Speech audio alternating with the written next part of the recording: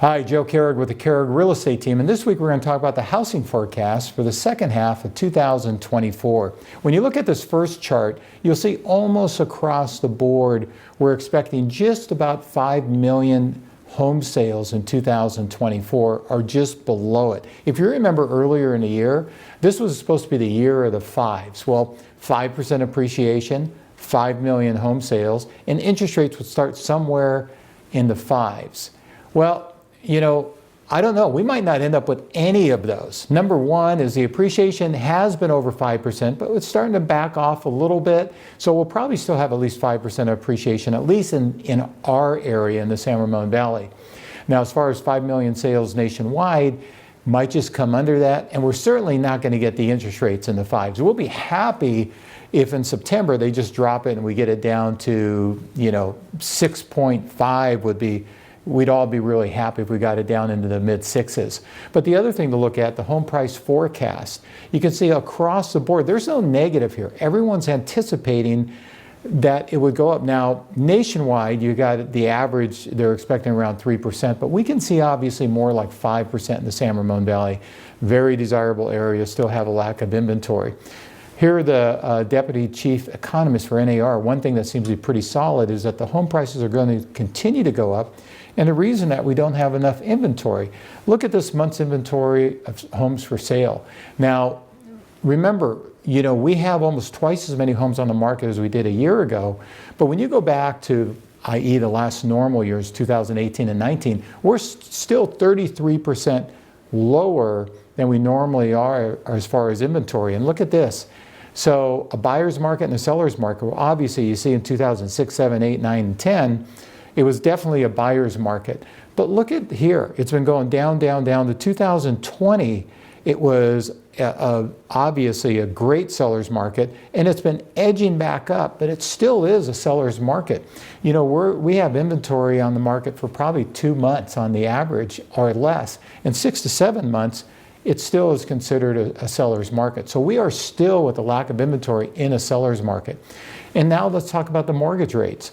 Like we talked about before, going from the 2024 quarter three, we're expecting about 6.83, and then going down all the way to quarter two of 2025, getting below the 6.5 mark, which obviously is huge because remember, like we've talked about before, as interest rates go down, prices go up.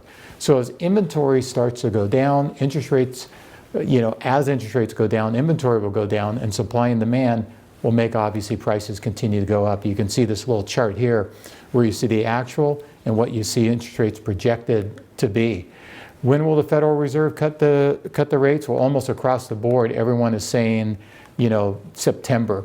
Before, remember they talk about 4 or 5 cuts. That's why we thought it would get down into the fives, and the economy just didn't cooperate, and inflation didn't cooperate. Now all the numbers are rolling, because at one point they were talking about maybe December. Now almost everyone's talking about September and not December that we'll probably get an interest rate cut. So again, you see the rates go down, and you'll see prices go up because more buyers are coming to the market. The other thing, as far as inventory, as far as the supply out there, we've hit our peak. July is kind of the peak, and then after that, we see inventory go down as less and less people put their home on the market. We covered this a couple weeks ago as far as how will the 2024 election affect the real estate market, because obviously that's what we have in the second half of 2024. And you can see 9 of the last 11 presidential elections, prices, actual existing home sales went up.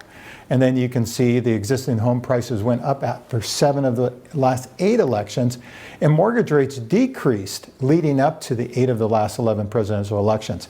That's almost kind of a natural, because obviously who's ever the incumbent wants the economy doing better. Interest rates going down, it kind of spurs the economy. So again, that's not unusual, but all of these indicators basically say that the election is not going to affect them. If anything, the market gets better after election. Certainly, like we talked about before, November, December, things do slow down. The uncertainty that people have, they back off a little bit, but once we hit December and January again, boom, it's like nothing happened. It's even better. Sales go up and interest rates go down. Let's look at our individual market. Let's look at San Ramon. Well, the one thing not that long ago, we actually had more pending sales than we did active listings, which is unheard of. If you have half as many pendings as you do active, that's still a seller's market. And you can actually see the market has dropped so much. 2 weeks ago, there were 56 pendings and 112 actives, half as many. So, but it still is a seller's market as we're seeing, but it's kind of have stabilized. The reason we've seen inventory go up is, like we say, it all builds up to July. Then you'll start seeing the inventory drop down a little bit. August is normally our slowest month of the year because people are getting their kids in school, they're getting their last minute vacations in. The Danville market, you see inventory continuing to go up. The pendings have gone down just a little bit. Alamo's pretty steady, right now, and that's where most of the markets are pretty steady. Dublin, you've seen actives and pendings, go up a little bit. You see the average is all sitting around 100%. If you remember, not too long ago, we were up 105 to 110%. But as an inventory is built up, prices have settled down. You're seeing a lot of price reductions right now. And this doesn't even reflect price reductions. This is actual what the home was on the market when it sold. If you factored in the price reductions of where homes started, you'd probably be closer to the 95%. But again, like we always talk about, every market is different, every neighborhood's different, every house in a neighborhood is different. If you just want to sit down and get a little bit more information, reach out and give me a call. Joe Kehrig at the Kehrig Real Estate Team, 925-487-6838. Or drop me an email at joe@kehrigteam.com. Or if you want to learn more about the Kehrig Team, visit our website, kehrigteam.com. Can't wait to see you next week. It's a very fluid market. Make sure you stay tuned.